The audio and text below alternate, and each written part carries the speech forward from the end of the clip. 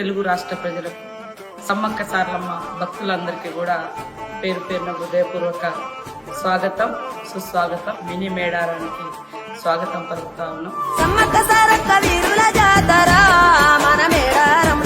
ప్రతి 2 సంవత్సరాలకు ఒకసారి మనం ఘనంగా మరి పెద్ద జాతర నిర్వహించుకుంటాం.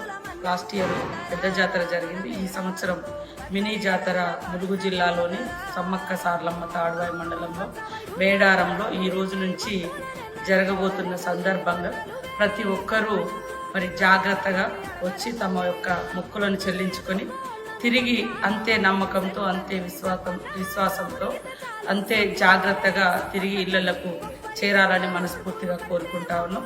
మరి ఈ మినీ మేడారానికి కూడా రాష్ట్ర ప్రభుత్వం, ముఖ్యంగా సీఎం రేవంత్ రెడ్డి గారు, అదేవిధంగా డిప్యూటీ సీఎం బట్టి విక్రమార్క గారు మరి 5 కోట్ల రూపాయలను ఇచ్చి మినీ మేడారంతో పాటు